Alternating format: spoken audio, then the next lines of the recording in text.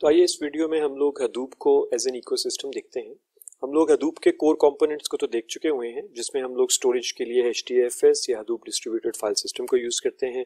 Processing के लिए हम लोग हडूप मैप रिड्यूस को यूज़ करते हैं और उसके बाद हम लोग मैनेजमेंट के लिए डिस्ट्रीब्यूटेड कंप्यूटिंग क्लस्टर की मैनेजमेंट के लिए हम लोग यार्न को यूज़ करते हैं। That stands for yet another resource negotiator. तो जैसा कि मैंने पिछली वीडियो में बताया कि हडूप अब काफ़ी इवॉल्व हो चुका है और इसके साथ बहुत सारे और टूल्स जुड़ चुके हैं। और इसको अगर हम लोग एज एन इकोसिस्टम स्टडी करें तो इसके अंदर हम लोग देख सकते हैं कि और बहुत सारी कैपेबिलिटीज बिल्ड हो चुकी हुई हैं। तो हडूप इकोसिस्टम को समझने के लिए पहले हम लोगों को एक कॉन्सेप्ट जिसको डेटा वेयरहाउस कहते हैं, जो कि किसी भी बिजनेस के अंदर सारे बिजनेस का डेटा इकट्ठा करके किसी एक जगह पे इकट्ठा करके उसके ऊपर एनालिटिक्स करके और बिजनेस को इनसाइट्स जनरेट करके देना, उस चीज़ को डेटा वेयरहाउस कहते हैं। ये एक ऐसी टर्मिनोलॉजी है जो कि इवॉल्व हुई ओवर द लास्ट 20-30 ईयर्स और इसको काफ़ी पॉपुलैरिटी मिली और इसने to some extent big data ecosystem के लिए रास्ता हमवार किया। तो डेटा वेयरहाउसिंग में होता क्या है, हमारे पास डेटा सोर्सेज होती हैं। जब भी हम किसी बिजनेस की बात करते हैं तो उस बिजनेस के पास डेटाबेसेस हो सकती हैं, फ्लैट फाइल्स हो सकती हैं जिसके अंदर किसी सिस्टम से जनरेटेड डेटा है या यूज़र जनरेटेड डेटा है, और आखिर में एप्लीकेशंस हो सकती हैं जैसे कंपनीज के अंदर एंटरप्राइज रिसोर्स प्लानिंग सिस्टम्स लगे हुए होते हैं जैसे कि सैप है, CRM सिस्टम्स हैं जैसे कि सेल्स फोर्स है।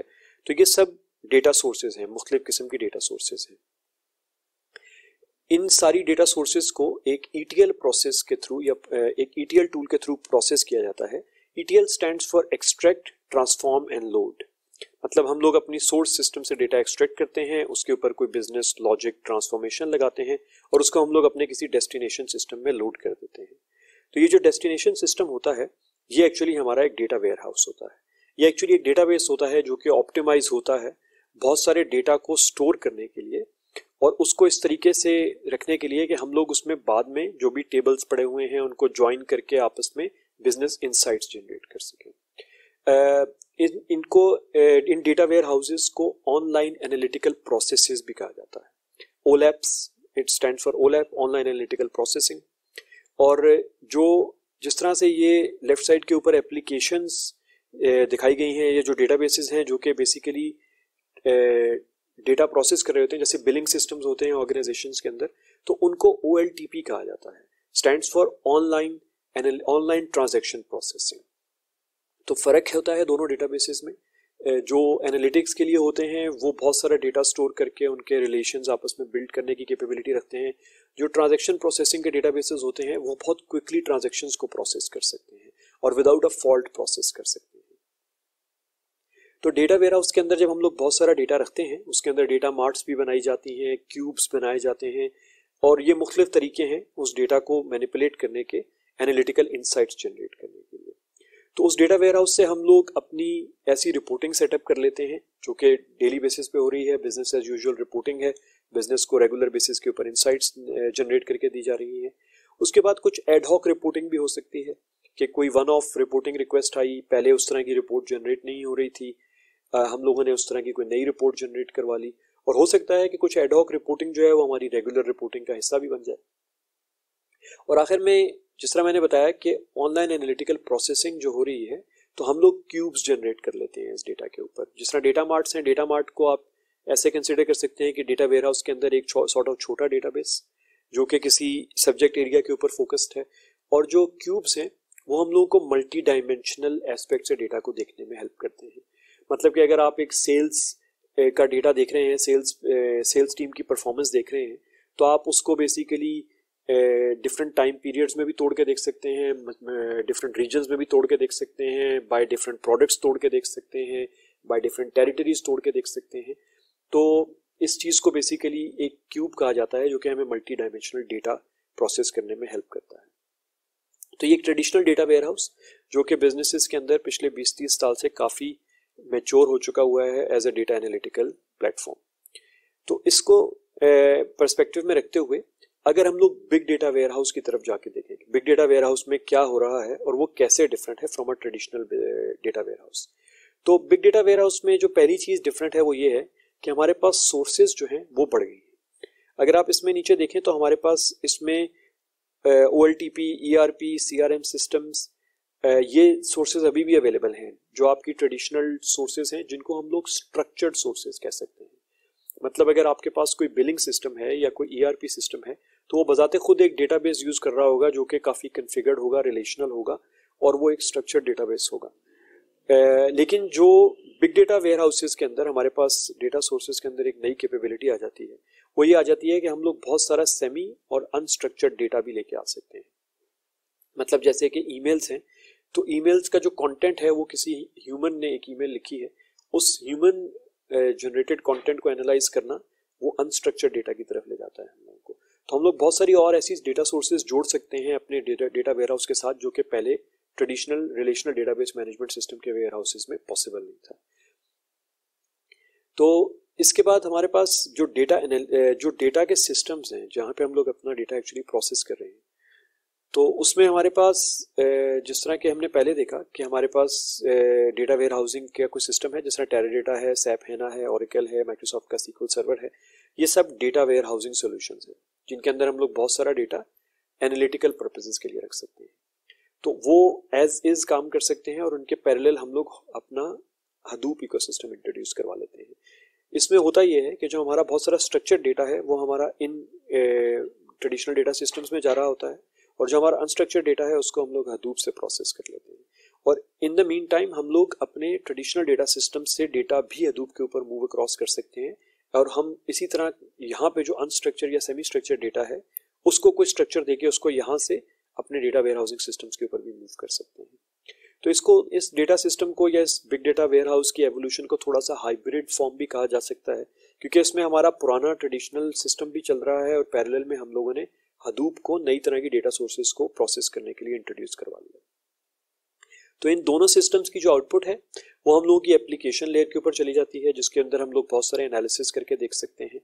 इसके अंदर हमारे पास जो पहले डेटा वेयर हाउसेज की आउटपुट थी वो टैबलो, माइक्रोस्ट्रेटजी जैसे टूल्स को यूज करते हुए हम लोग, या एक्सेल को भी यूज करते हुए हम लोग बहुत अच्छी किस्म की रिप्रेजेंटेशन दे सकते थे। जिस तरह के मैंने पिछली स्लाइड के ऊपर दिखाया कि ओलैप क्यूब्स हैं, ऑनलाइन एनालिटिकल प्रोसेसिंग क्यूब्स हैं, जिसमें हम लोग मल्टी डायमेंशनल डेटा को प्रेजेंट कर सकते हैं, और एंड यूजर जो है वो टैबलो या माइक्रोस्ट्रेटजी जैसे टूल्स को यूज करते हुए इन क्यूब्स बेस्ड डेटा रिप्रेजेंटेशंस को बड़े अच्छे से ड्रिल डाउन करके अपने एनालिसिस कर सकता है, सेल्फ सर्विस एनालिसिस कर सकता है बेसिकली।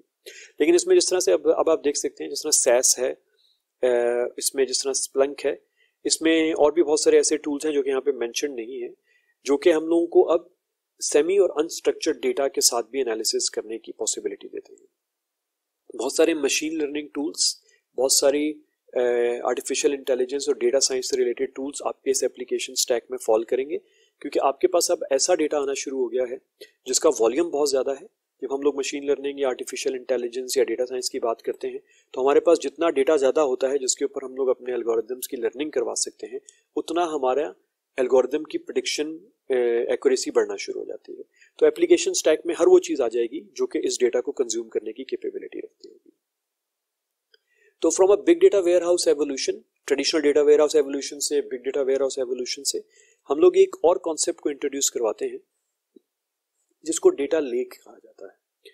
डेटा लेक एक ऐसी टर्मिनोलॉजी है जो कि स्पिन अप हुई हमारे बिग डेटा के इकोसिस्टम्स के इंट्रोड्यूस होने के बाद।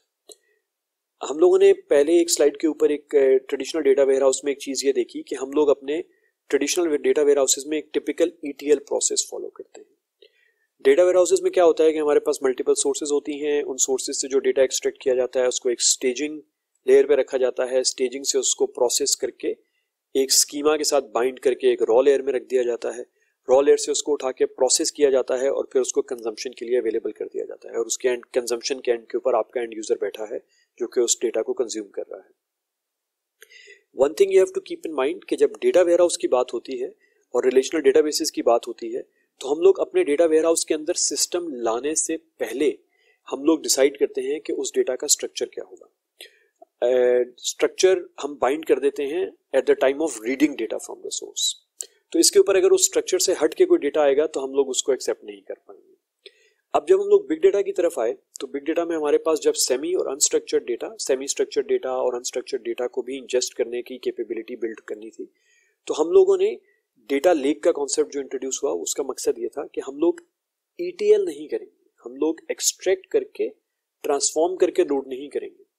ट्रांसफॉर्मेशन जो ETL में T है, स्टैंड्स फॉर ट्रांसफॉर्मेशन, उसका मकसद ही ये है कि हम लोग अपने डेटा को किसी स्कीमा के साथ बाइंड कर रहे हैं। तो जब हम लोग स्कीमा के साथ अभी बाइंड ही नहीं कर सकते क्योंकि डेटा ही अनस्ट्रक्चर्ड या सेमी स्ट्रक्चर्ड है, तो हम लोग डेटा लेक का कॉन्सेप्ट इंट्रोड्यूस करवाते हैं। हमारे पास मल्टीपल सोर्सेज हैं, उसी तरह से हमारे पास वो किसी स्टेजिंग के ऊपर आ रही हैं और उसके बाद हम लोग उसको कंप्लीटली प्रोविजन कर देते हैं उसी के बाद कंजम्पशन के लिए। तो हम लोगों ने उसके ऊपर कोई प्रोसेसिंग नहीं की।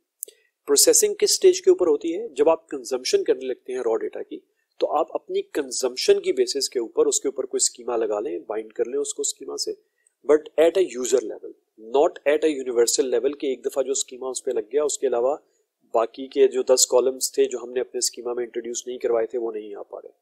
तो डेटा लेक के अंदर जो भी डेटा हमें रॉ सोर्सेज से मिल रहा होता है हम उसको एज इज प्रोविजन कर देते हैं और डाउनस्ट्रीम हमारे एंड यूजर्स जो हैं वो उसको अपने हिसाब से प्रोसेस करके यूज कर लेते हैं। तो डेटा लेक ETL के कॉन्सेप्ट को चेंज करके ELT कर देती है। मतलब ETL stands for extract, transform and load. मतलब आपने डेटा सोर्स से एक्सट्रैक्ट किया, उसके ऊपर उसको ट्रांसफॉर्म किया और फिर लोड किया, जबकि डेटा लेक में हम लोगों ने एक्सट्रैक्ट किया और लोड कर दिया और कंजम्पशन के टाइम हम उसको ट्रांसफॉर्मेशन अप्लाई कर रहे हैं। इसी चीज को अगर मैं एक और तरीके से एक्सप्लेन करने की कोशिश करूं तो इसको कहते हैं schema on read versus schema on right. तो हमारे जो ट्रेडिशनल डेटा वेयर हाउसेज हैं वो हम लोगों को स्कीमा ऑन राइट फोर्स करते हैं। मतलब कि डेटा कलेक्ट करें, उसके ऊपर स्कीमा अप्लाई करें, फिर आप अपना डेटा राइट करें और फिर उसके बाद आप अपने एनालिसिस कर सकते हैं। जब तक आपका स्कीमा अप्लाई नहीं होगा आपका जो कलेक्टेड डेटा है वो अवेलेबल नहीं हो सकता for writing into your destination tables, जिसके ऊपर हम लोग कोई एनालिसिस कर सकते हैं। जबकि दूसरे हाथ पे अगर हम डेटा लेक को देखें तो वो डेटा कलेक्ट करके डेटा को राइट कर देता है एज इट इज। उसके बाद हम उसके ऊपर अपने इंडिविजुअल स्कीमाज अप्लाई कर सकते हैं। तो एक ही डेटा सेट के ऊपर मल्टीपल एंड यूजर्स अपने एनालिसिस के पॉइंट ऑफ व्यू से अपनी रिक्वायरमेंट के हिसाब से स्कीमा अप्लाई कर सकते हैं। मतलब कि अगर मैं किसी सोर्स से डेटा कलेक्ट कर रहा हूं और उसमें 500 कॉलम्स हैं और उन 500 कॉलम्स में से 100 कॉलम जो है वो एक यूजर को चाहिए, तो वो अपना स्कीमा अप्लाई करके उन 100 कॉलम्स को यूज कर लेगा। और दूसरे यूजर को उन 100 कॉलम्स में से 50 कॉलम चाहिए लेकिन उसके अलावा कोई और 100 कॉलम यूज करने हैं, तो वो उनको उठाएगा और एक अपना स्कीमा अप्लाई करेगा और अपना एनालिसिस कर लेगा।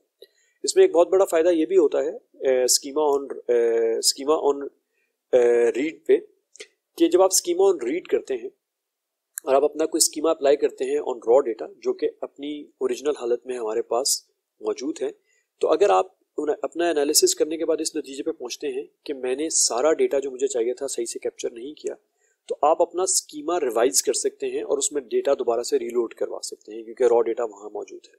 जबकि आपके ट्रेडिशनल डेटा वेयर हाउसेज में अगर आपका स्कीमा जो है वो एक चीज को कैप्चर करने की कैपेबिलिटी नहीं रखता तो आप तक वो डेटा कभी पहुंच ही नहीं पाएगा।